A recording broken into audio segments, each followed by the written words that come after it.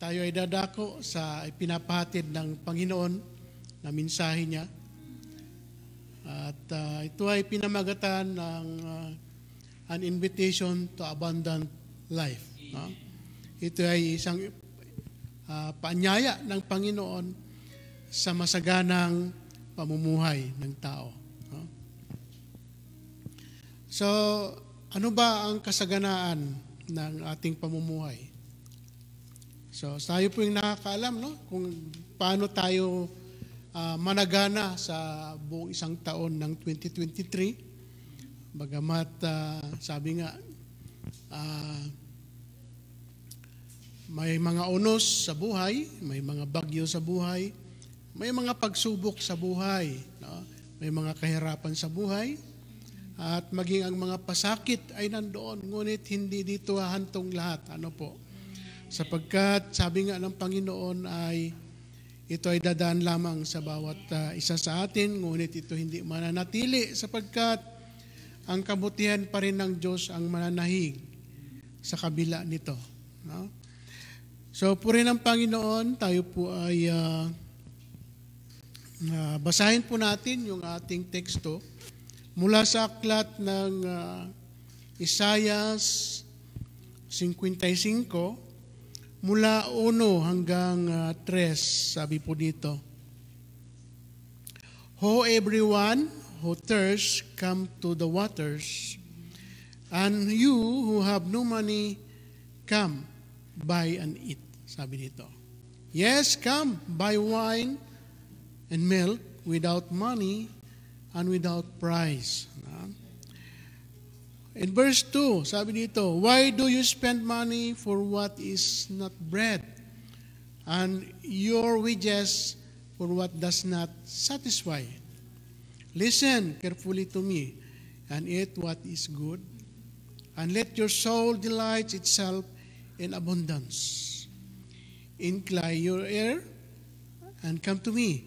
Hear, and your soul shall live, and I will make an everlasting covenant with you. The sure mercies of David. Tayo po'y manalangin. Hallelujah. Purihin ka, O Diyos, sa buong araw na ito, Panginoon. Sa aming buhay, salamat po, God, sa panibagong lakas, kagalingan, kagalakan sa aming mga puso, sapagkat meron kaming Diyos na sinasampalatayaan sa Espiritu at sa katotohanan. Panginoon, salamat Lord sa kadakilaan ng iyong kapangyarihan, sa mga himala sa patnubay at gabay mo, Panginoon, na kami, O Diyos, ay nililigtas mo sa bawat tuwina at higit sa lahat, Panginoon, ang buhay na walang hanggan na iyong pinagkaloob sa amin.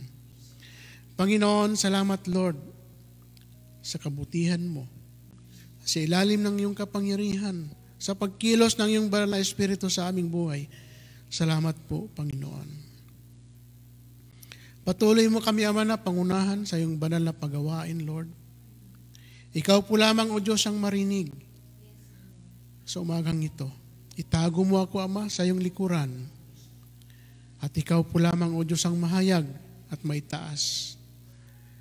Buksan mo, Ama, ang aming mga espiritual na pandinig at pangunawa, ang aming puso na sisidlan ng iyong salita, Panginoon. Pagpalain mo nawa, Panginoon. O Diyos, dalahin namin, O God, sa pagdalo ng iyong banal na Espiritu sa dakong lugar na ito. At ikaw po lamang, O God, ang maging sentro ng aming buhay. O Diyos, maghari ka sa aming kalagitnaan, Panginoon. Itong aming dalangin sa iyo, Ama, aming Panginoong Hesus. Amen. Amen. Hallelujah. Glory. Hallelujah. So, ang paanyaya po ng Panginoon, no, ay napakaganda sapagkat noon pa man ay ito na po yung pangako ng Panginoon. Yung paanyaya niya sa bawat isa sa atin, noon pa man ay naroon na yung mabuting adhikain ng Panginoon sa kanyang sangkatauhan. So sa pasimula ay lahat ng bagay ay sa pagkalikha ng Panginoon ay mabuti at maganda.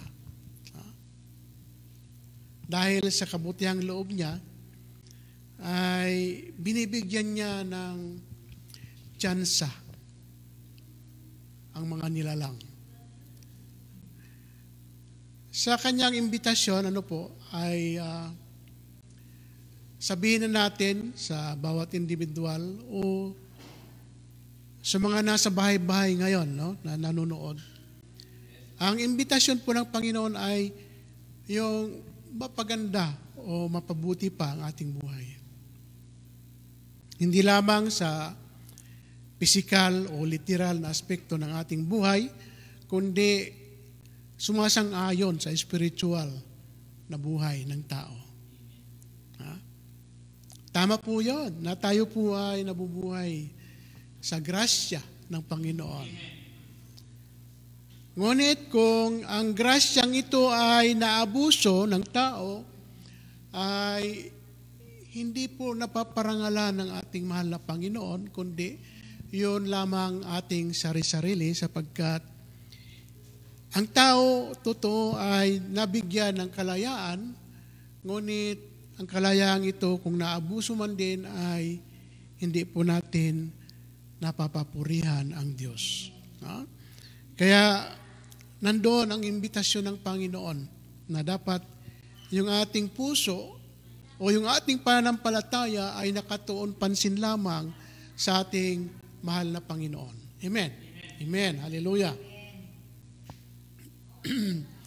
So, sabi dito, sa verse 1, which is ito doon sa letter A, may tatlong paksa tayo. Yung una ay, sabi dito, an invitation sa paksa 1, sa letter A. An invitation sa bawat individual. Yung pangalawa is, do not waste your time. Yung una, paanyaya. Yung pangalawa ay huwag tayong magsayang ng oras. At yung pangatlo ay, sabi doon ay, the voice of the Lord shall be heard. Kailangan ang boses o salita ng Diyos ay marinig natin. Naririnig niyo ba ako, mga kapatid? Sa bahay-bahay, naririnig niyo ba ako? Amen. Hallelujah. Binabati ko po kayo ng maligayang bagong taon. At yung abundant blessing of 2024 ay sumain nyo nawa. Kaya ito po yung pinapaabot ng Panginoon sa atin. Hallelujah. Letter A is an invitation. So, ang Panginoon ay nais niyang pagpalain ang bawat kaluluwa. Ang bawat nilalang o ang bawat manampalataya. Ito ay isang malaking paanyaya para sa kanyang kaharian. So nag-iisip tayo, saan kaharian? Kaharian ng Saudi Arabia. Amen, maaari. Kasi kung hindi nilob ng Panginoon, wala po tayo dito sa Saudi Arabia. It's about God's plan to be blessed and to prosper. Tapat ang pangako ng Diyos, but sabi niya the real promise of God is about the abundant blessing is ourselves. Ourselves is the real kingdom of God. Ang ating katawang lupa o ang ating spiritual na buhay, ito yung kaharian ng Diyos. Kaya ang invitation niya is, seek ye first the kingdom of God.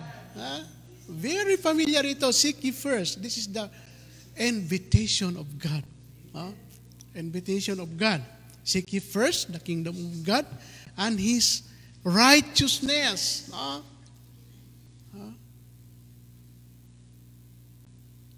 And so that all of those things to be added, shall be added to you. Pag sinabing to be added, question mark na naman, ano yun? Idadagdag ni Lord. Yes, amen. Blessings. Ang grasya ng Diyos ay patuloy na dadaloy sa bawat individual sa atin. Ha?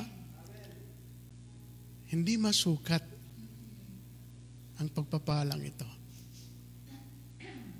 I like more miracles rather than materials. Ha? Sapat na. Ha? Sapat na yung miracles. Yung araw-araw, gigising ka't na yung buong sambayan. Masigla, malakas, walang sakit. Amen. Praise God. Ha? Kasi minsan, yung sakit na yan po yung nagiging hindrance sa buhay ng tao. Ha? Sakit physical, sakit spiritual. Ha? Kaya yung ilan hindi makadalo. Yung iba, masakit ang bulsa. Ha? Masakit ang bulsa. Hindi po yun ang dahilan, mga kapatid. Kung masakit ang bulsa, umatin lang po kayo. Ha? Ni wala kang pang-offering, wala kang pang-tithes, umatin lang po kayo. Kasi yun po ang nais ng Panginoon. Hindi po pira-pira. Ang church hindi po pira-pira. Since from. Lamang ay pandugtong lang po yan sa ministry ng Panginoon. But the real invitation of God is your soul is to be dedicated to worship God. Ha? Yun po yung dedikasyon natin. That's why now we need to come in every fellowshipping of God. Ha? Anong sinasabi doon? Hebrews 10:25. Sino nakaka-memorize? Kaya sabi niya, huwag niyong kaligtaan. Yes, amen. Yung mga araw na banal na pagtitipon, kayo'y magpapaalalahanan at magpalakasan. Ha? Sapagkat, sabi niya, Brad Moy, alam niya, sapagkat nalalapit na ang pagdating ng Diyos. So, ibig sabihin, andun yung preparasyon Yung imbitasyon ng Panginoon, we must to prepare first. Ha? Amen. Yun po ang maganda doon na sinasabi ng Diyos na kailangan natin maghanda. Nagpapalalahanan, nagpapalakasan. Ibig sabihin, the comfort of each other ay nandoon, the stewardship of the Lord o by the brethren is nandoon. To remind them, to exhort them the word of God, to disciple them, to counsel them, and help them. Nandun po yun. At maaring sabihin natin ay pinapalakas natin o pinapasigla natin yung pananampalataya ng bawat isa. Ha? Kasi kung wala pong nagpapaalalahanan, we are like this fig tree. Nandun yung intimidation sa buhay ng tao, but we don't have to rely on this. That is a snare of the devil. Yung mapagpanggap, sabihin natin, malakas siya, ngunit mahina ang espiritu niya. Bakit po? Yung pong kanyang spiritual feeding ay mahina. That's why the spiritual life of this man is malnourished. Payat, mahina. Hindi malago. At hindi rin namumunga. That's why the invitation of God is we have to focus our mind in Him. Kasi kung yung ating kaisipan ay sabog, diisip, yung pag-iisip na kung saan napapaling, that faith is like a shaft. Sabi niya is, ikaw ay para kang ipa. Para kang ipa ng palay o humay, sabi niya. Kung saan ipalid ng hangin ay nandoon. Hindi po ganun ang Kristiyano. Pag Kristiyano ka, tatak Kristiyano ka, Kristiyano ka. Ha? Yun po yun. Praise God. You are so blessed, kapatid. No? basahin po natin itong saklat ng Mateo, chapter 5, verse 6. Mateo 5, versikulo 6. Sabi dito, "Blessed are those who hunger and thirst for righteousness, for they shall be filled." Tayong lahat ay may nasa. Ngunit ang nasa na ito ay nasa kabanalan ng Diyos. The hunger and thirst to meet the righteousness of God, ayon dapat yung ating i-after. To seek the kingdom of God.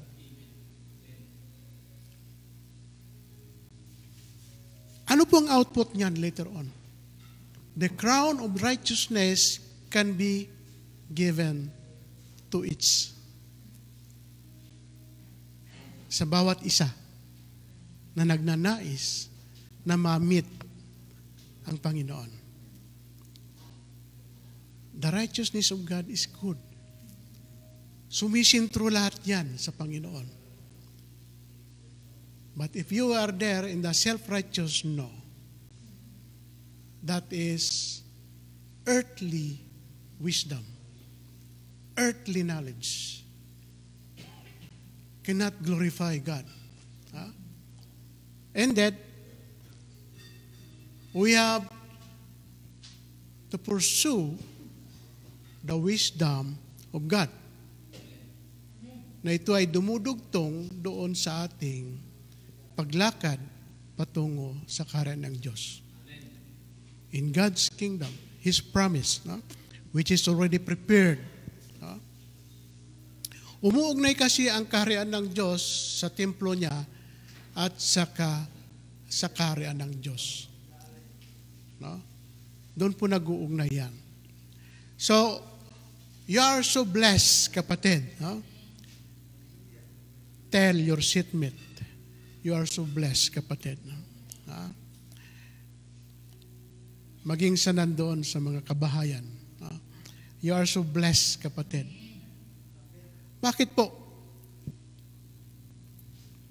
Your ears is leaning. Pag sinabing leaning, nakatuon pansin sa tinig o salita ng Diyos.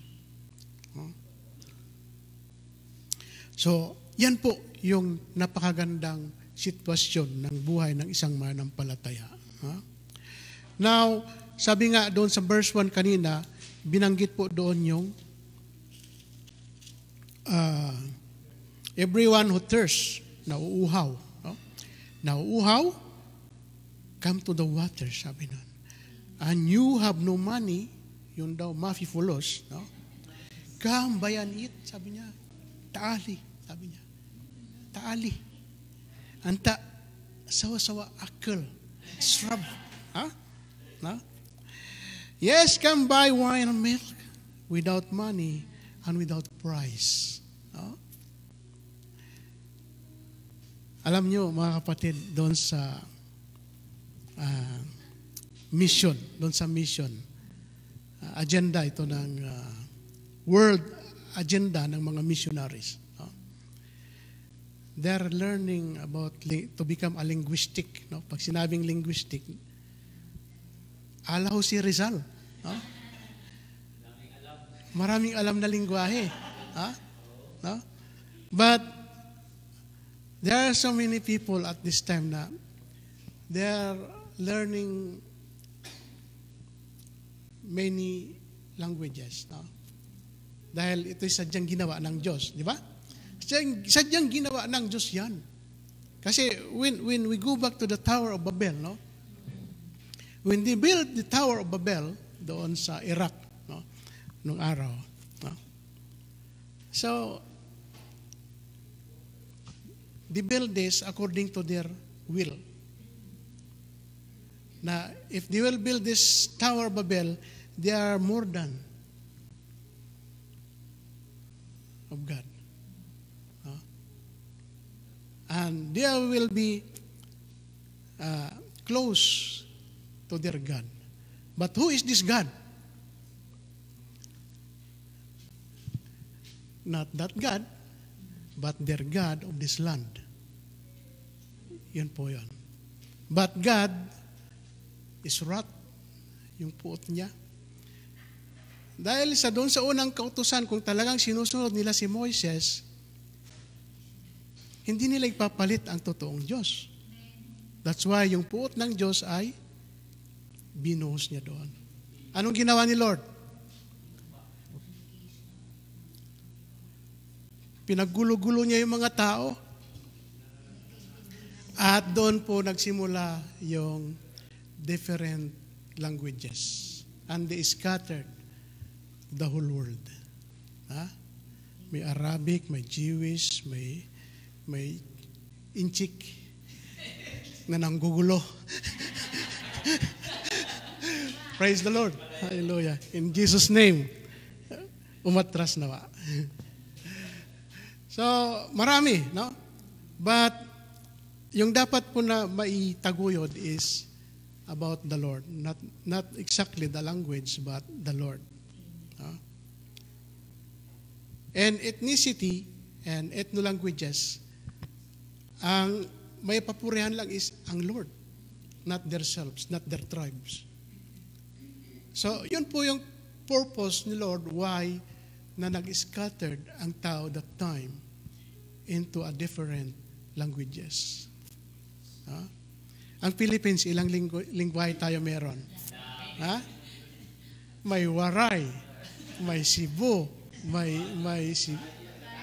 Ilocano, may Pampanggenyo, may Ibanag, may Igorot, may Ibaloy, may Kiangan,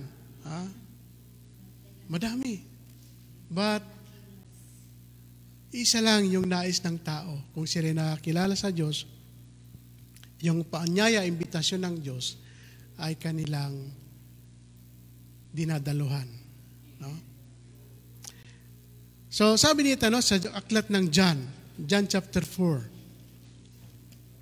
dahil binanggit doon yung thirst to drink water and money to buy, and without money also came and eat and drink. No? And this time, when God, this Samaritan lady, he encountered our Lord. No? At maghahapon na yon. So, si Lord ay maaaring sabihin natin 100% as a Lord and as a human body,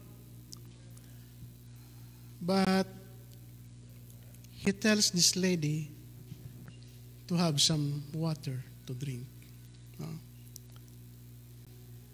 And maybe we can say na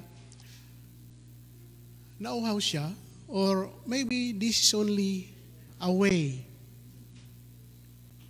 to catch this lady.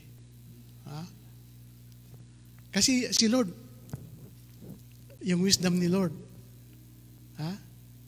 napakadali niyang mag-diagnose.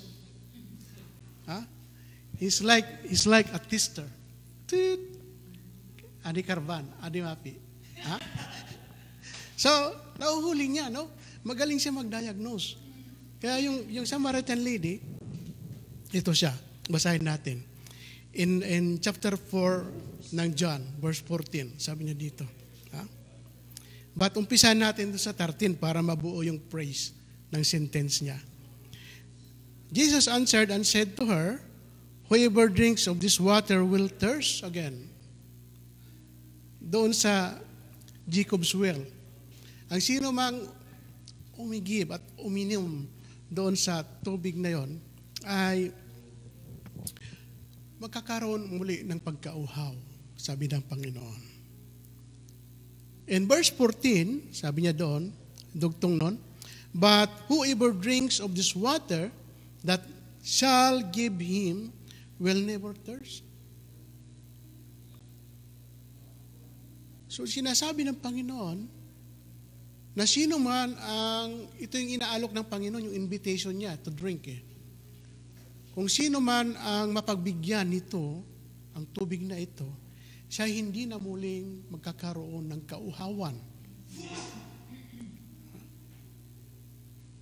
Sabi niya dito,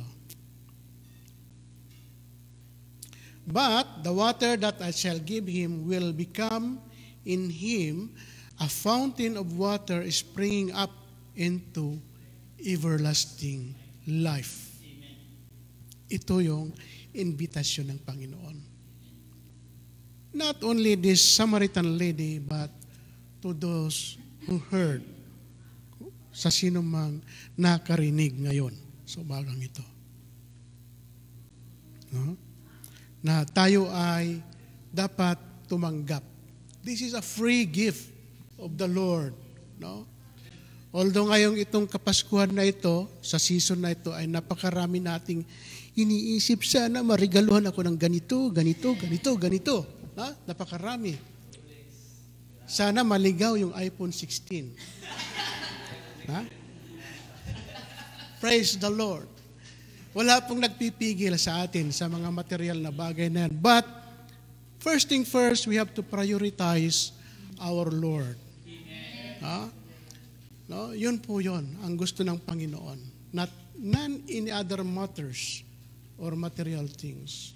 First thing first is God first. God first, then your family, your wife, your children. Third is your friends. Fourth is about our works, our jobs, our resources. Sa uma, sa dagat, sa opisina, sa hospital, clinic, sa shop, and everywhere. No? Puwera illegal, ha? Puwera illegal. So, that illegal matters is becoming a hindrance to the life, no, of a man. So, ina-avoid po natin yan. No? Although, sabi nga nila, marami lang.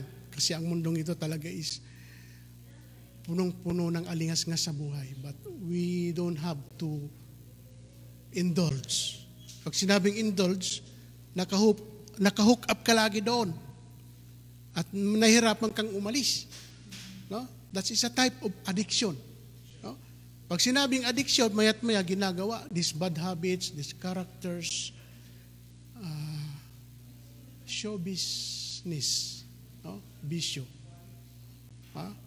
So we have not to be indulged or involved of these worldly characters. So ito po na salita ng Panginoon doon sa chapter 4, verse 13 and 14. But I want to extend in verse 21 and 22 and 23 up to 24. So sabi dito, Jesus said to her, "Woman, believe me, the hour is coming, when you will neither on this mountain nor in Jerusalem worship the Father." Nung araw, ang sistema kasi nung araw is, kumbaga, para silang driver ng barko eh. They want to always to see the compass to their direction, to their goal or destination. The same with this Samaritan lady and their tribes. They are looking in a place which is, they are pinpointing the Jerusalem, to face the Jerusalem, and they will pray. At the same time of this country, they are looking in their compass with the alarm of their clock. Where's the sun? At doon din sila. Yes, I experienced that one. Nung nag-opisina ako kasi di man makita yung araw sa loob ng opisina. Yawalad. Finada siyams. Lesh. Ano rin sali? Walay, abo. Muskila. Ana mapisyof. Anta robaran, tasyo. Ha? So, hindi man ako natatawa, but that is their, sabi natin, kultura, or that is the practice of the religion. But, sinasabi dito ng Panginoon, woman, sabi niya, woman, believe me, the hour is coming when you will neither on this mountain nor in Jerusalem worship the Father. Wala pong pagkakaiba doon in the practice of these lands and of this Samaritan lady. But God, He addressing to us that we can worship God in any place and everywhere, in any room. But if you want to privatize your life, go to the upper room and pray like Daniel. Huh? Close the door and pray. You have to meditate to God. Huh? Upang sa ganon, hindi ka maisturbo. Hindi ka makarinig ng mga ingay. Huh? That's the real proper if you want. Huh? But God, He addressing this type of worship, not only this mountain, not only in the Jerusalem, but in everywhere we can worship the Holy Father. Because what? He is the omniscient God. He is the omnipotent God. His presence is in you, in Him, in her, and everywhere. Yun po ang nais ng Panginoon. In verse 22, you worship what you do not know. We know what we worship, for salvation is for the Jews. But the hour is coming, and now is when the true worshipers will worship the Father in spirit and truth. For the Father is seeking such to worship Him. Yun po ang madiin na sinasabi ng Panginoon. That the salvation is not only for the Jews, but we are all now the same, in one, in united. Sabi niya, wala nang slave, wala nang Jew, wala nang Masri, wala na ring Gentiles, but we are all now the same, equal in one body in Christ. Because of what? Inako na nga niya lahat. Ano pang natira sa atin? Wala na. Inako na ni Lord lahat. Na? Hindi na natin pwedeng check, rewind. Magpapapako tayo sa cross? Hindi siguro. Kaya nga, minsanan na lang yung sacrificial offering na ginawa ni Lord para sa atin lahat. No? But we have to thank God that He do from our side. No? He do. So that we have to thank God. No? In John chapter 7, sabi dito, we have to continue. No? Chapter 7, verse 37 and 38. Sabi dito, no? This is the promise of the Holy Spirit of God. On the last day, that the great day of the feast, Jesus stood and cried out, saying, if anyone thirsts, let him come to me and drink. So, meaning, God is not speaking about the literal water, even to eat, na nabanggit doon. But we have to receive that the Word of God be in us. Kaya sinasabi niya doon sa verse, chapter 4 kanina, yung tubig na ibibigay ng Diyos ay babalong sa ating mga puso at ito ay dumudugtong patungo doon sa buhay na walang hanggan. We have to rewind konti. John chapter 3 verse 5. Maliban ang tao ay panganak sa tubig at sa Espiritu ng Diyos, ay hindi niya masusumpungan ang kaharian ng Diyos. That's why we need to receive this invitation. that this water gives life and this Spirit of God at the same time, it extends to the eternal life. Huh? What is eternal life? Kapatid, ito po yung dumudugtong sa ating buhay after death. That we will not die again. Ha? Yun lang pong double dead, yung pong makasalanan, namatay at mamamatay ulit sa paghuhukom ng Diyos. Yun po yung sinatawag natin na double dead. Ha? Sa atin, mga kapatid, bilang mananampalataya is, yes, amen. This death is the gate of hell, or either you want to be counted in the kingdom of God. Siyempre, doon ako sa kingdom of God, mas malamig doon. Ha? Ha? Yun ang ilan na sasabihin ng iba. Ha? Yung iba na iniwala sila, mabubuhay din naman kami eh. Kahit makasalanan kami. Oo, mabubuhay kayo. Pero hanggang dito lang kayo later on.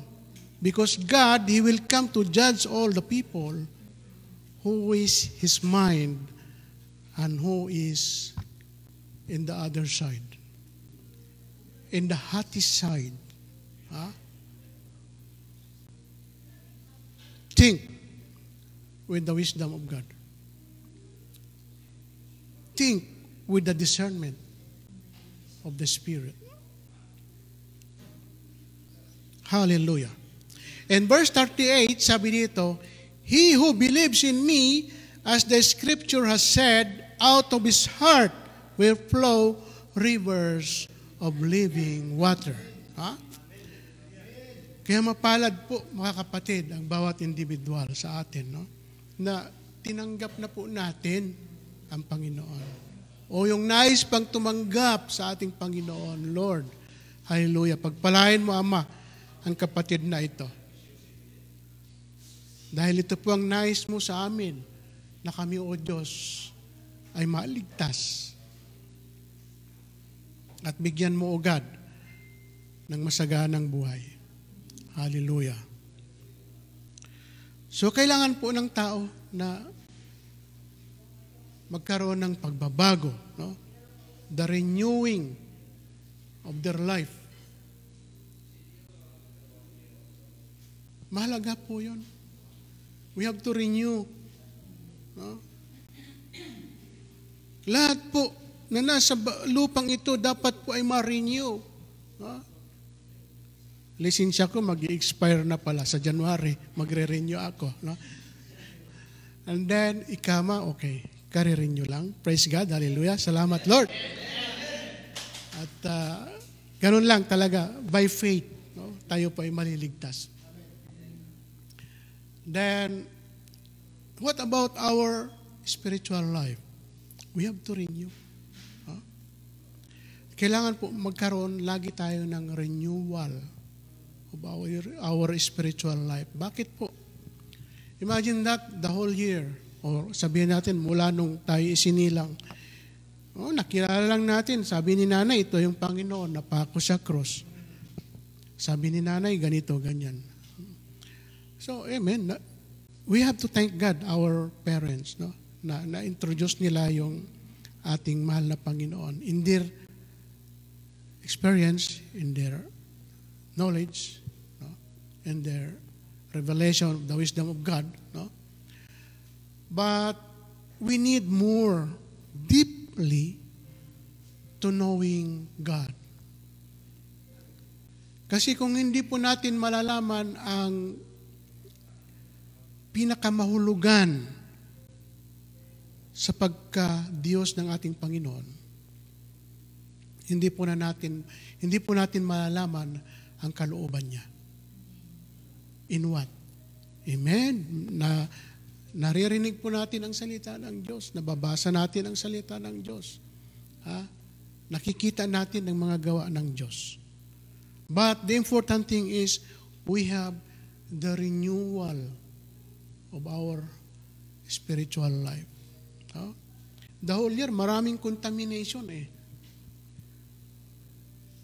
Although nagko-confess tayo kay Lord, nagsisisi tayo, but we need to renew our spiritual immersion sa Kanya.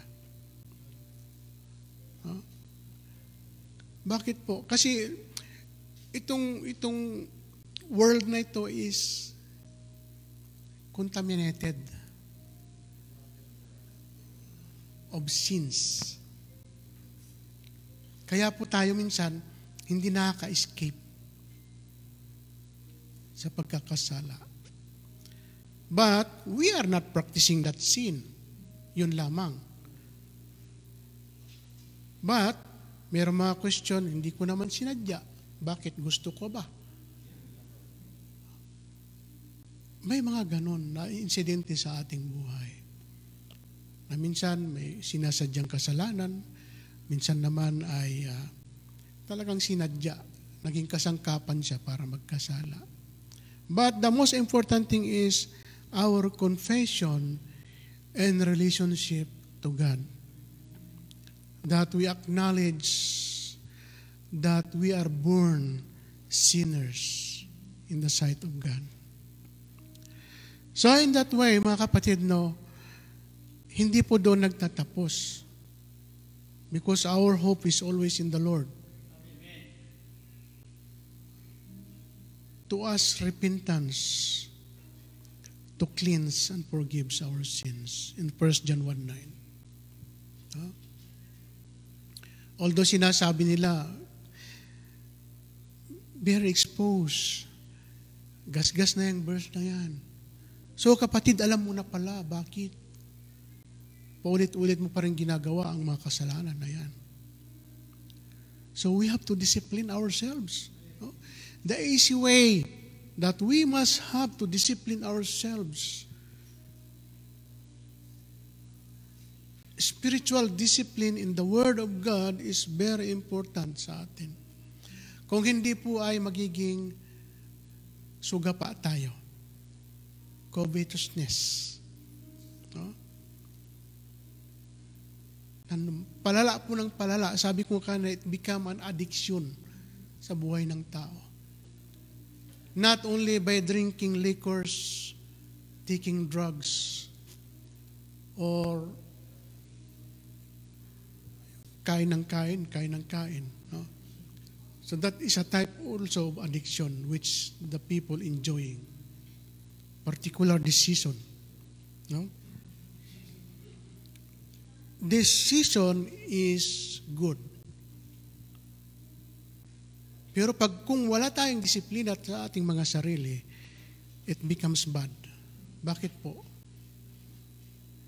Eat pa more. Bukas inka na. Nasubrahan na. Hypertension. Kaya minsan sinasabi ko, sa cooking ministry, i-avoid muna natin yung mga lamang loob, mayayaman sa uric, papaitan, bulalo. So, sa akin, once in a blue moon, hindi man masama, pero once in a blue moon, sabi ko nga, kung araw-arawin mo yan, masisira ang katawan natin. Sayang katawan natin na hindi natin magamit sa paglilingkod sa Diyos. Kasi naging suga pa eh.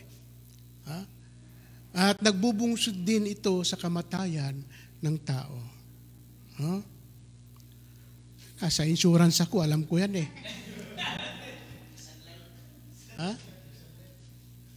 Ano ito? Hypertension, cardio. Dahil po yan, wala pong disiplina sa sarili. Pinaka-basic po yun eh, sa katawan, yung pagdisiplina sa sarili. But first thing first is, if you have the spiritual discipline, it includes the physical. Kasi nandun yung espiritu ng pagpipigil eh. Pag may espiritu ka lang pagpipigil, ayaw ko niyan, mataba yan. Ha? Nakakabara yan sa puso. Ha? Yung iba naman, sige lang. Bata pa. Ipawis na lang mamay, jogging. Ha? Basketball. Amen? Good idea. But we must be careful. Ha?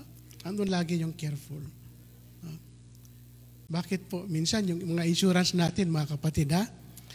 Tagubilin ko lang to sa inyo. Lahat ng insurance, hindi po okay, ha? Pag naging class C ang insurance mo, iwan ko lang kung approvean ka ng ospital. Ha? Yung class C kasi parang 75 yan sa grading sa school. Pasang awa. Pag di ka pinasa ng administrator ng hospital o clinic, kaliwalya na moot. Ha? Hayaan mo yan mamatay, sabi ng iba. No? Pero hindi yun eh. Kawawa. Lalo na kung nakikita ko, kababayan ko pa man din to. Anong gagawin mo? Puntahan mo sa ER. Ateng, please naman. Makaawa mo, naawa din naman sila, gagawin nila hanggat sa makakaya nila. But include your prayer to that. Kasi kung walang prayer, parang alanganin, parang hindi siya tatanggapin eh. Ang hinga ng tao, titigil. Mamaya, habulin na naman yung hininga niya. Kuya, ito yung word of God na sinasabi ko, that living water, kuya, bago mahuli ang lahat, tanggapin mo ang Panginoon. Nag-iimin naman. Totoo, kuya. Alam ko may sakit ngayon yung puso mo, pero binibigyan mo ba ng puwang ang salita ng Diyos? Natanggap mo talaga siya. Amen. Amen. Pag sinabi mong amen, amen. Ngayon kung hindi galing sa puso mo at dito lang sa nguso, responsibility mo na yan sa Diyos later on. Ha? Dalawa lang po yan. Puso, nguso. Ha? Kailangan sa puso. Ha? Bakit ano po? Dahil ang tinitignan ng Panginoon po ay sa puso. No? Doon po lagi yan nakatingin. Kung ano ang nasa puso mo, ay nandoon ang iyong Diyos. Ha? Yun po yan. Now, lipat tayo sa paksa pangalawa. Do not waste your time. Dito na tayo. No? Wasted time. No? Marami tayong naririnig na pamagat ng kanta, wasted time. No? But sa realidad ng buhay, napakaraming sayang. No? Sa ating panahon, sa ating oras, sa ating finances, no? Napakaraming sayang. Sa grasya, yung pagkain, maraming sayang. Kung maranasan nila kung paano siguro ipursigi ang lahat ng nais ng Panginoon, ay siguro maisip nila dapat hindi natin sayangin ang ating buhay. Kaya minsan may katanungan ano ba ang silbi na ako'y nabubuhay sa mundong ito? Minsan maisip natin, trabaho lang ba, kakain, matulog. Yun lang yung routine ng buhay. No? Matulog, paggising, kakain, papasok sa trabaho. Pag-uwi, kain, tulog, kain, trabaho, ganun lang. No? Kulang. Diba kulang? INC. Incomplete. So, kailangan ikumpleto natin. Yung 7 days, doon sa ating normal na routine, i-include natin sa timetable ang Panginoon. Not even, not only a 7 days once lang, no? From time to time, sabi nga niya Yun lang sinasabi niya na prayer without ceasing is napakahalaga na yun Yun, nandun ka lang sa trabaho mo, nananalangin ka, seconds or minutes or hours na pwede naman gawin, bakit hindi? No? Napakalaking halaga yon. No? Pinapanalangin mo yung mother mo. Nawa, Panginoon, yung aking mother, wag na magalit. Tama naman yung ginagawa ko, pero galit na galit pa rin. Ipag-pray mo siya na maging mahinaon siya, magkaroon din ng kababaan ng loob. Hindi yung pride, no? Hindi yung porky big boss. No? I doing it. No? Kaya lang minsan, kung yung trabaho mo is talagang napapaligiran ka ng, parang bang nasa gubat ka, din napakaraming lobo, wolf sa kapaligiran, medyo mahirap kasi feeling mo sometimes pinagtutulungan ka na no? But we have to humble yourself, doing what is good. Sabi niya, daigin mo ng mabuti ang masama. Ha? Yung nasa aklat ng Roma. Ha? So, yun lang tayo. We don't have to come up with them braso sa braso, ipin sa ipin, no? Patalim sa patalim. We have to pray to cast out what is wrong. God is healing, no? In every aspect ng ating buhay. Now, sabi dito, no? We don't need to waste our time. No? Kasi kung itong mga oras na ito ay sinasayang natin at hindi natin binibigyan ng puwang ating Panginoon, and we have always indulged or we are always hooked up in these worldly habits, it will turn to addiction. This is a wasted time to us. No? Ibinababad natin yung ating mga mata, isipan. Social media, number one yan Deceiving din ang social media. Lots of gossips. No? TikTok. No?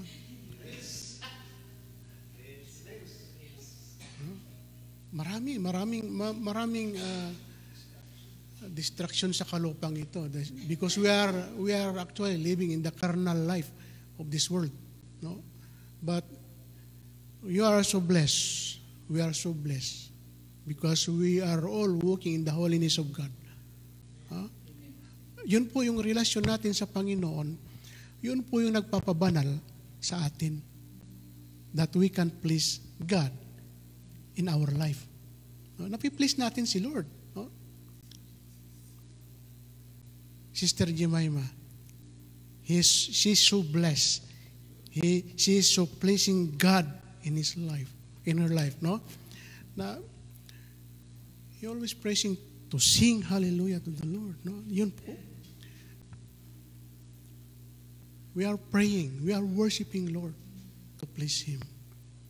Binibigyan natin ng space, upuwang ng ating Panginoon sa ating buhay.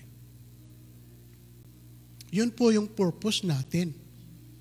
That's why, ano ang purpose ko kay Lord na ako'y nabubuhay? Amen.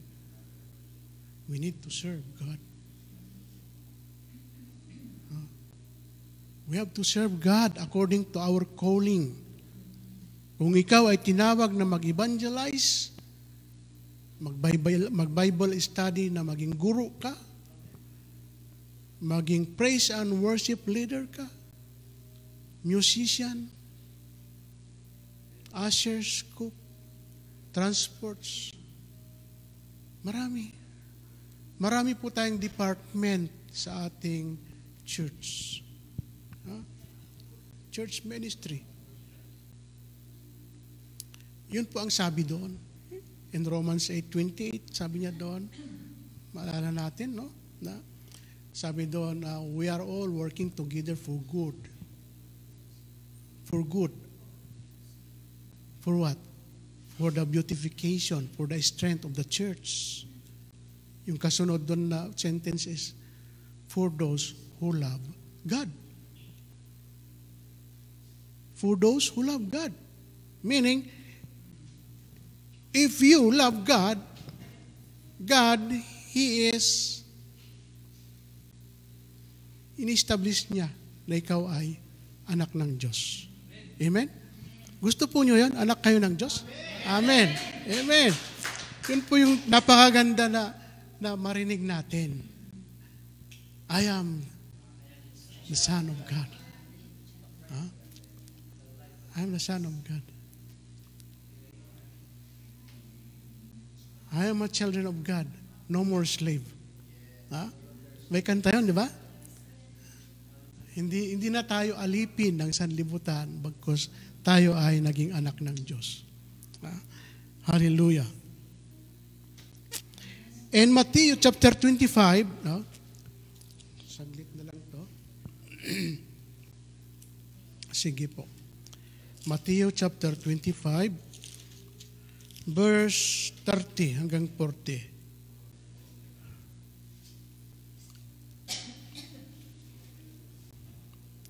Mahaba to. Ito po yung pagsasala. No? So, purification. No? I-summarize ko na lang po ito, no? Kasi mahaba. Ito yung teksto na ito, the Son of Man will judge the nation. No? That's why now we don't have to waste our time in this world. We must be an instrument in the ministry of God. Dahil if we wasting our time, and later on, you will become also a wasted man. Sayang kang tao ka. Sabi doon. Because in the coming of Christ, sabi niya doon is, He will separate. The sheep of God will be at His right side, and those goats. Who are those goats? Kambing. Ha? Pag sinabing goats, ito po yung mahilig mag-skip goats. Mahilig mag-skip goats. I don't want to attend fellowship. I don't want to hear the Bible study. Ha? Yun po yung mga skip goats, which is, that is the influence of the demonic power. He don't like holiness. Huh? So, that kind of man, later on, after death, he will be separated to God. And the angels of the Lord, they will bring them all in their second death to become double dead. Ha? Double dead. Masaklap kung yun ang sapitin ng tao.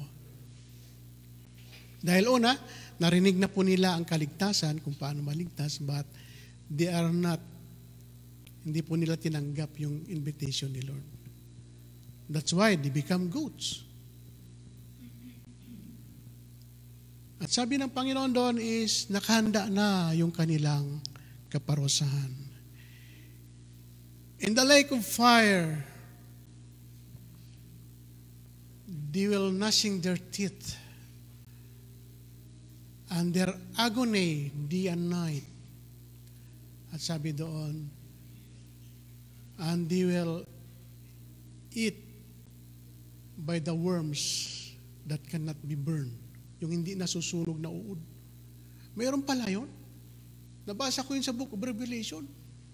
Sabi ko, matindi ito, Lord. Hindi lang pala sila, kung hindi sila masunog, uuurin. Ha? Uuurin daw sila. At yung uod na yun, hindi nasusunog. Ha? Wala silang kaligtasan. Hindi sila maliligtas. Ngayon, kung may power sila, sabi doon, yung kalaban doon sa Avengers, hindi nasusunog yung iba eh. Hindi nasusunog. Hindi rin tinatablan. Ha? But sinabi doon, the powerful, yung uod na hindi nasusunog, yun ang uupos sa kanilang kaluluwa. Ha? Even physical. Kasi sabi doon sa book of Ezekiel, those bones will be arise. Sabi niya, mabubuo ulit pala itong ating mga katawan to. Ha? Itong mga buto na naupos, no? Mamumult ulit. Magkakaroon ng laman. And then we will live again. Sinner or not sinner. But the sinner will dead again. Yun yung masaklap doon, mga kapatid. Maging aware po tayo sa ating buhay. Dahil totoo po ito. Hindi po isusulat sa Biblia kung hindi po totoo. Ha? Kaya maging aware po tayo. Ha? Now, in the 1 Thessalonians chapter 4, sabi dito, sige po. 1 Thessalonians chapter 4.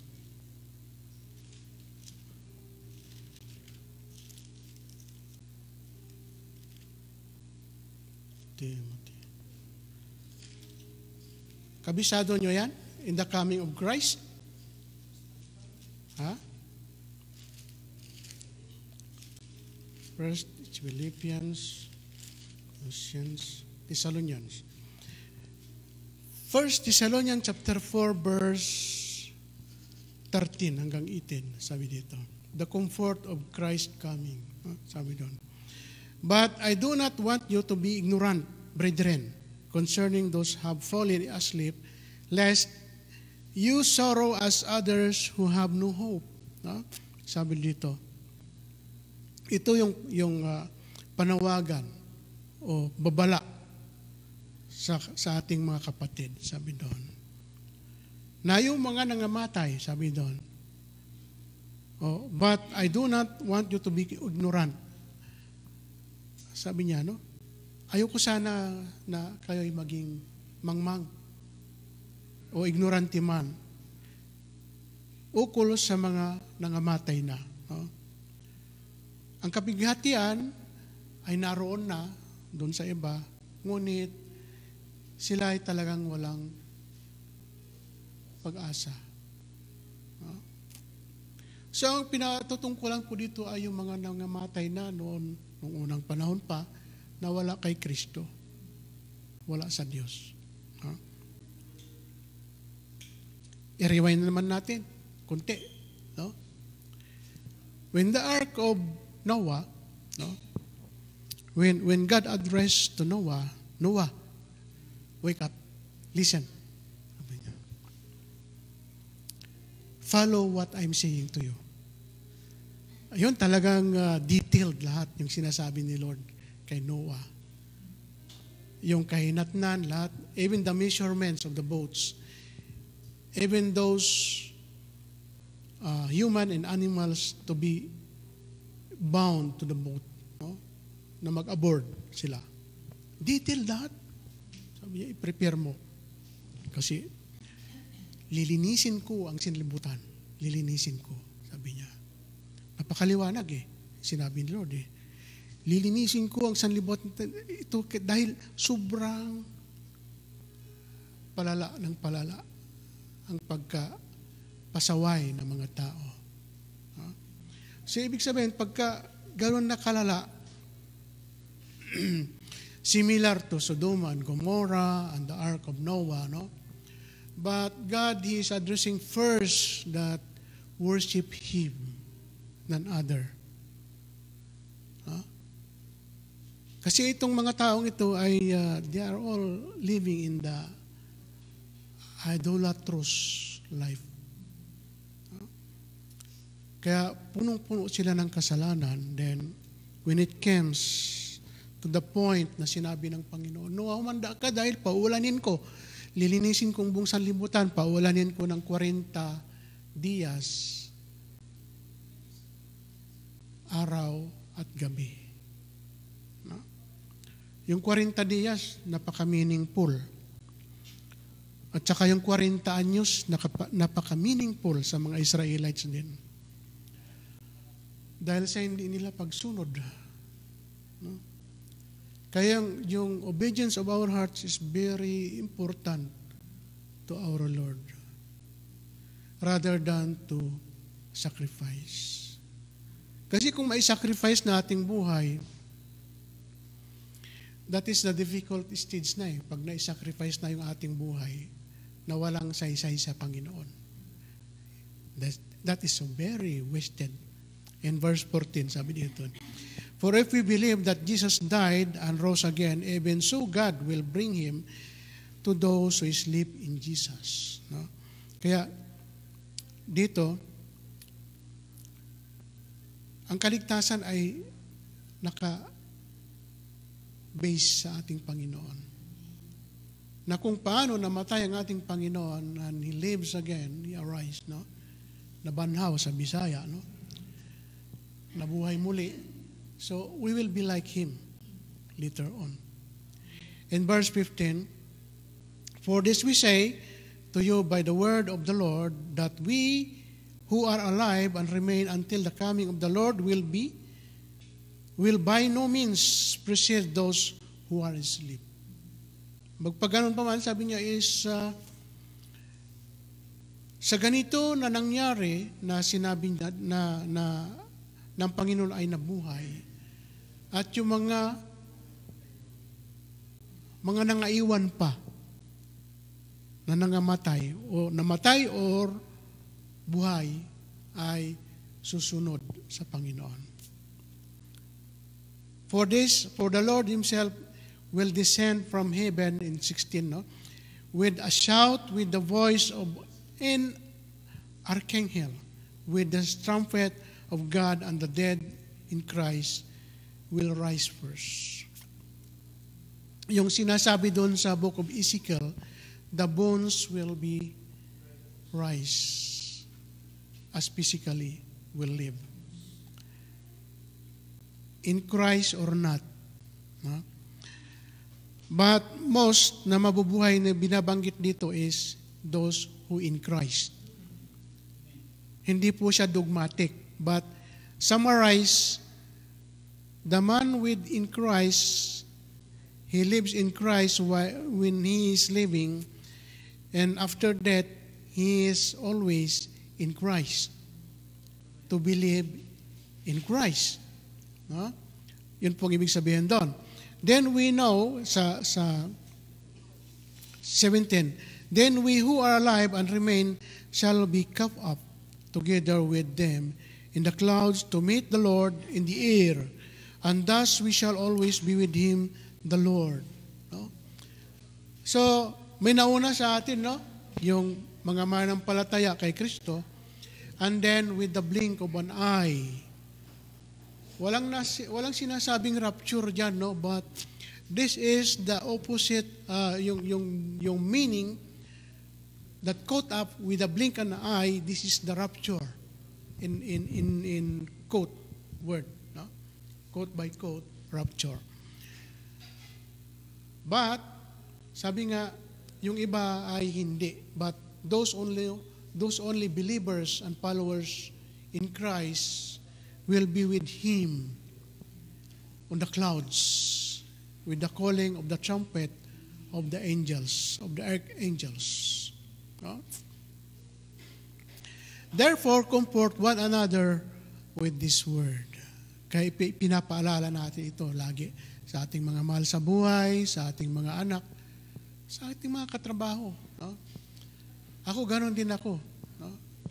Kahit anong lahi siya, ganito ang aming pananampalataya, ganito kami. So, sana, ganon din kayo. Ganon lang. If you will change, you will be blessed. No? That's why na we have to don't waste our time. No? Now, sa last ay ito na sa number paksa C, number 3. The voice of the Lord shall be heard. Kailangan ang tinig o yung salita ng Diyos ay marinig. No? Kaya sabi natin minsan is, kailangan natin ihilig lagi yung ating mga taing at pandinig sa Panginoon. No? Anong sabi doon sa aklat ng Roma? 10:17. Hearing and hearing of the word of God, the Spirit come. So, ibig sabihin, if the Spirit of God leads you, ibig sabihin, God speaks to you by His Word. Pinapaalala niya lagi yung salita niya sa iyo na ito ang gawin mo. Sabi doon. So then faith comes by hearing and hearing by the Word of God. Kasi kung hindi natin pinapakinggan o binabasa ang salita ng Diyos, I can say, wisdom is not there. No? So hearing is very important. Reading is very important also. No? Singing also is very important in the Word of God. We have to inline always in the Word of God. But hearing only and reading only is not enough. We have to become a doers also. Yun yung sinasabi doon sa aklat ng James. Not only a hearer, but a doers in the Word of God. Kung ano ang sinasabi ng Diyos, dapat ay gawin. That is your obedience to God. Kasi pinaparangalan ng Diyos yung obedience-hearted sa atin. Not complacent, but the obedience of our heart. Ganun po yung pagsunod. And the wisdom of God is there. No? Kasi kung wala po tayong takot sa Diyos, ibig sabihin, we are only living by our own will. We are leaning only on our own knowledge and understanding. Walang wisdom. So where's the wisdom that we need? Kailangan natin ng wisdom, mga kapatid. No? Then, that's why that I'm saying before na yung Hebrews 10:25 also is very important. Bro, atin ka ba bukas, next week? Huwag naman yung next month or next year. Masyado ng udlot yon. Malayo na masyado yung kapatid noon, pagka ganon. Although namumuhay na nga siya sa sanlibutan, siguro nandun na siya sa kasulok-sulukan ng sanlibutan. Malayo na, mahirap mo nang abutin. Baka wala nang signal. Praise the Lord. But if that man is led by the Holy Spirit of God, kahit sumisid pa siya sa kailaliman ng dagat, kung kilala niya ang Diyos, sisimba siya.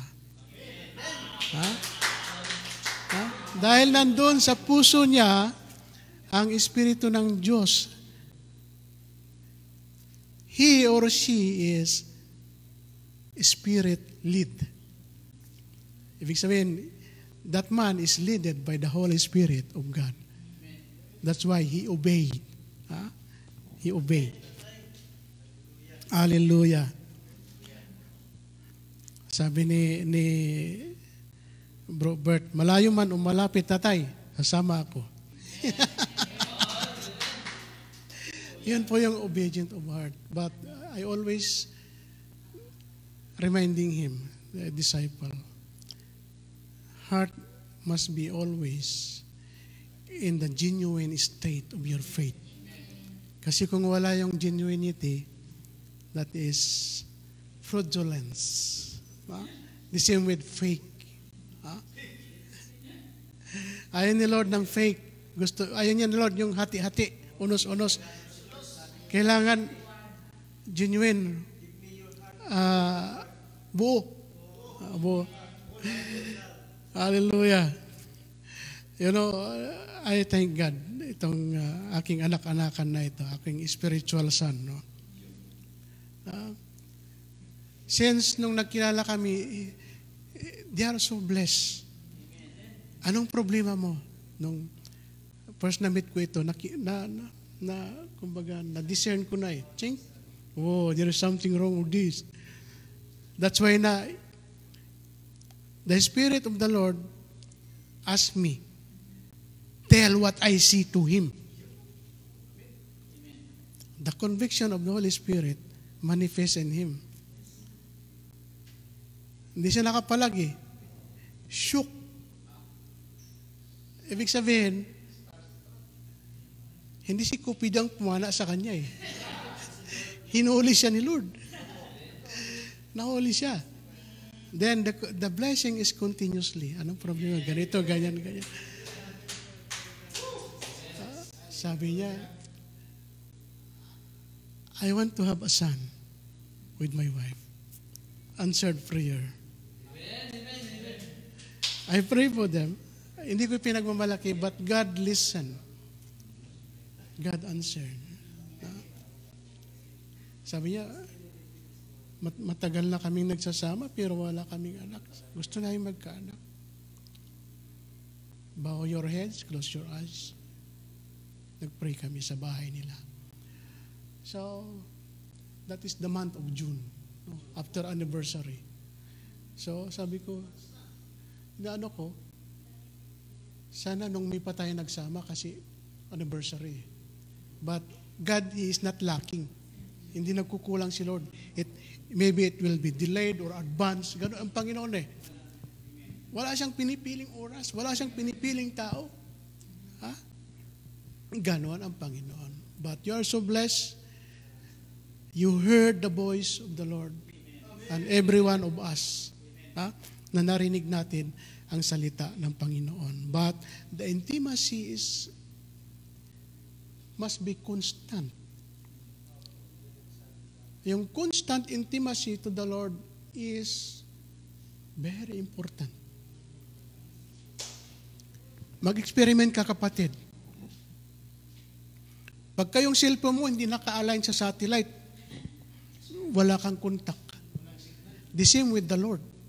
Pagka yung puso mo walang signal kay Lord, mapipayda. Lasim-pipayda. Lasim-pipayda. Katir fayda. Praise the Lord. Hallelujah. This verse. Tapos na tayo. Sobra na pala, no? Dapat nga 2 hours. Hallelujah. Hindi naantong doon. Busog na kayo noon, no? Hallelujah. Alam mo, nagagalak ako sa inyo, kapatid. Dahil gano'n man, ay talagang yung puso nyo nasa Panginoon. Now, dito sa Matthew 11:28, sabi dito, no? Naano ko lang kasi gusto kong sulitin eh. I miss you so much, mga kapatid. Gusto kong sulitin. Ha? Kasi si Lord noon, wala siyang limit mangaral eh. It's about the leading of the Holy Spirit. Sabi nga niya, 11:28. Sabi nito, come to me, all you who are labor and heavy laden, no? And I will give you rest. Sabi niya doon. No? So, ibig sabihin, tayong mga napapagal, no? Yung sinasabi ni Lord, halik kayo, sabi niya, kayong nauuhaw, nagugutom. Hada makipulos taal. Sabi niya, akal sawa-sawa, israb sawa-sawa. Sabi niya, wala kayong pera, halik kayo, dito kayo.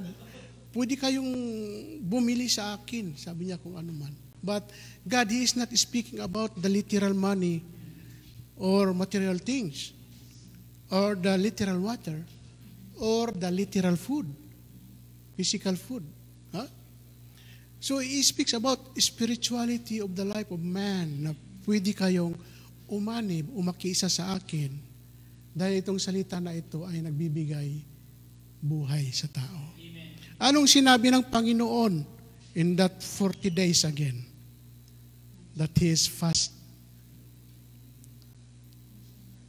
Is the sign na nalalapit na siyang ipako sa cross. Ha? Sabi ni Satanas, Jesus, kung ikaw man ay anak ng Diyos, gawin mo ang tinapay ang batong yan. Anong sabi niya? It is written, nasusulat, sabi niya. Hindi lang sa tinapay nabubuhay ang tao, kundi sa salita ng Diyos, kapatid. Kaya ito po siya. That we have to come up to bring the value of life you spend. Yung vacant hours mo, yung vacant time mo, yung nalalabing buhay mo, you have to use it to buy. Ipagpalit mo, you have to trade that time, trading. I-barter mo kay Lord. So that the life, the promise of life that God give to you ay nandoon. ilalaan niya yan pa ito para kay Juan, ito kay Pedro, ito kay Philip. So each of one of us, there is a promise of God, and there is also reservation in the rooms of the kingdom of God. That is the promise of the Lord. Yun po yun. Now, tama po yun. Within this year, maraming mga pagsubok sa buhay,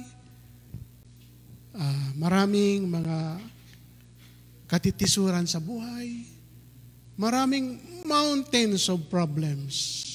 But sabi ni Lord, if you have a mustard seed, a faith like a mustard seed, you can tell this mountain to get there. Even the waves of the sea, the problems, the winds of the sea, it will all vanish because God is our bigger God, no? Siya ay pinakamalaking Diyos sa lahat. Promise ni Lord yun. May sakit ka man, come to the Lord. Sabi ko nga, within this year, hindi ko masukat yung mga himala ni Lord sa akin. No? Physically, spiritually. No? Napakarami niyang ginawa. Sabi ko, I thank God. Kaya sabi ko nga, wala na kung ano pa kayang sasabihin ko kay Lord, kundi ilaan mo na lang yung buhay mo kay Lord. Ganun na lang. Ha? Kasi at this time talaga is nagbabadya. No? We have to leave it behind, yung mga humihila sa atin nitong 2023. Napakaraming talangka. Alam mo yung crab mentality na sinasabi, talangka. Yung iba, anong tawag doon? Malalaki. Limango. Praise God. Pero sana nga, we don't have to rely on it. No? Kasi we have our God, our hope, our bigger God, our healer God, na nagbibigay ng solusyon sa lahat. No? Marami. But God is so faithful sa atin. No? Now, this is the last verse before na tayo magsara. And then, sabi niya dito, this is the promise of God, no? The abundance promise of God. In John chapter 10, verse 10, sabi po dito, the thief does not come except to steal and to kill and to destroy. Sabi ni Lord, I have come that they may have life and that they may have it more abundantly. You want to have abundant life? Amen. Amen. Amen. So, i-welcome po natin the invitation of God this 2024 that the promise of God, the abundant life that He will give, that we must be continuously receive. No? I-receive natin. We are all the recipients of God. No? Package po yun ni Lord. Gusto niyo ng package? Amen. Yan yung gusto ng iba eh. Mahilig sa package. The package of salvation. Package of salvation. Yun po yun. So, praise God, inaanyayahan ko po ang bawat isa na tumayo tayo po magpasalamat sa Panginoon. Pasalamat po tayo. Tayo manalangin. At i-welcome po natin ang 2024 na maging maayos ang ating buhay. Lagi tayo nakatuon pansin sa kalooban ng Lord. Kano nga, no? Sapagkat ang mundong ito ay maraming pinapakita. Ngunit sana ay hindi matitinag ang ating pananampalataya. No? Although marami silang mga palatandaan, no? Sangayon sa kanilang mga horoscope or the year or the coding, but we don't have to rely on it. No? In their beliefs that there is like this, like those. No? The colors, the animals like this. No? We don't have to rely, but this symbols is coming from the devil. No? If you read the book of Revelation, you can see the works of the dragon. But we have most the powerful God in the name of Jesus. Let us pray. Heavenly Father, O God, yes, Lord, we want to thank you, O God, for your faithfulness, Lord. The abundance of our life, O God, na nandun, Lord, naranasan namin, Panginoon, kung paano mo ibuhos ang masaganang pagpapala, O God. Tunay nga po, Panginoon, nang durungawan ng langit, Lord, ay laging bukas para sa iyong mga anak. O sa mga tinawag mo, O Panginoon, at sa mga hindi mo pa tinawag, Lord. Naroon na, Panginoon. Mula't pasimula pa, O Lord, ay naroon na, O God. Lord, alam po namin, Panginoon, na lagi mo kaming iniimbitahan para sa kasaganan ng aming buhay, O God. Lord, salamat, Lord, sa pananampalataya na itinuro mo sa amin, Panginoon. Sa 2023, Lord, napakaraming pagsubok sa buhay, Panginoon. Sa aming pananampalataya, sa aming buong pamilya, sa aming leadership, Panginoon, Lord.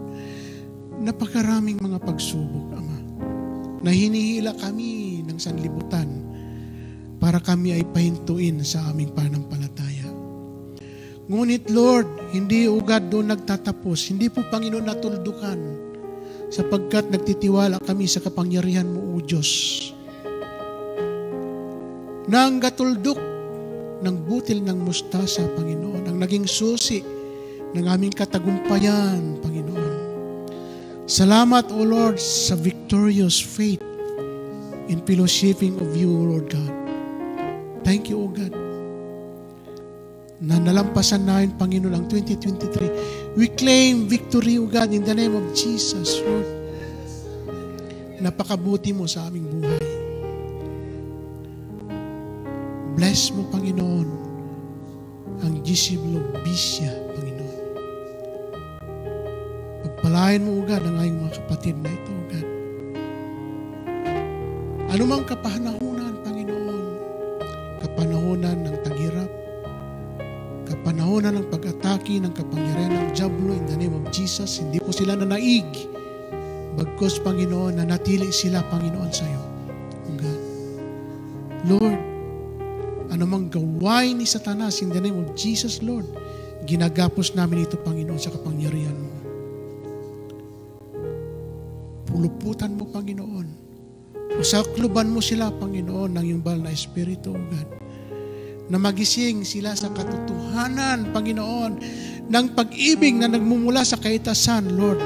Ito ang nagbibigay kagalingan sa bawat isa. Salamat, Panginoon. Salamat, Lord, sa abundant life, O God. We are all the recipients, O God, the package of salvation, healing, and prosperity of life, O God. Salamat, Panginoon. Bless us, O God, in this coming 2024, O God. Bind us, O God, with your love, hope, and peace in the name of Jesus, O God. We thank you, O God. This is our prayer. All the children of God says, Amen, Amen, and Amen. Amen.